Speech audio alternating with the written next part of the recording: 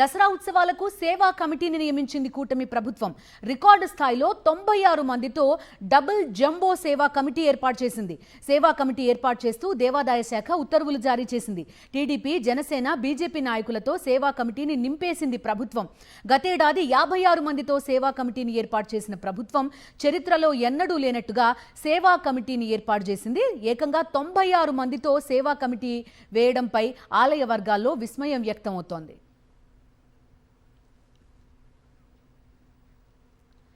పూర్తి డీటెయిల్స్ అందిస్తారు మా కరెస్పాండెంట్ అశోక్. చెప్పండి, వీలైనంత ఎక్కువ మందిని నియమించే ప్రయత్నాలు మనం చూస్తున్నాం.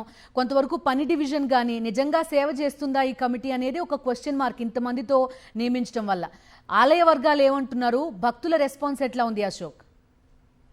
అంటే గతంలో ఎన్నడూ లేనట్టుగా దసరా ఉత్సవాల్లో ఏకంగా 96 మందితో డబుల్ జంబో సేవా కమిటీని కుటుంబ ప్రభుత్వం ఏర్పాటు చేసిన తీరుపై సర్వత్రా విమర్శలు అయితే వెల్లువెత్తుతున్నాయని చెప్పుకోవచ్చు. దసరా ఉత్సవాలకు సంబంధించి అంటే ఈ ప్రభుత్వం ఏర్పడిన తర్వాత దాదాపుగా ఏడాదిన్నర కాలం అవుతుంటే దసరా ఉత్సవాలు లాంటివి జరుగుతున్న సమయంలో ఇంద్రకీలాద్రిపై ఒక ట్రస్ట్ బోర్డును ఏర్పాటు చేయాల్సిన అవసరం ఉంది. కానీ ట్రస్ట్ బోర్డును ఏర్పాటు చేయకుండా కేవలం గత ఏడాది 56 మందితో సేవా కమిటీని ఏర్పాటు చేస్తే ఈసారి దానికి రెండింతలు అంటే 96 మందితో డబుల్ జంబో సేవా కమిటీని ఏర్పాటు చేశారు. మొత్తం కమిటీ మొత్తాన్ని కూడా టీడీపీ, జనసేన, బీజేపీ నేతలతో నింపేసిన పరిస్థితి. కేవలం ఈ దసరా ఉత్సవాలు అనేది ఏదైతే కూటమి పార్టీకి సంబంధించిన నాయకులకు ఒక రాజకీయ కేంద్రంగా దీన్ని మార్చేశారని చెప్పుకోవచ్చు. ఎందుకంటే ఇంద్రకి దసరా ఉత్సవం లక్షలాది మంది భక్తులు తరలిస్తుంటారు, కల్పించాలి. కానీ ఇప్పుడు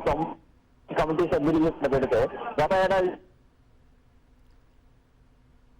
అశోక్, మీ వాయిస్ కట్ అవుతోంది. చూస్తున్నాం, సేవా కమిటీని ఏర్పాటు చేసింది కూటమి ప్రభుత్వం. ఏకంగా 96 మందితో దసరా ఉత్సవాలకు సంబంధించి ఈ సేవా కమిటీని నియమించింది.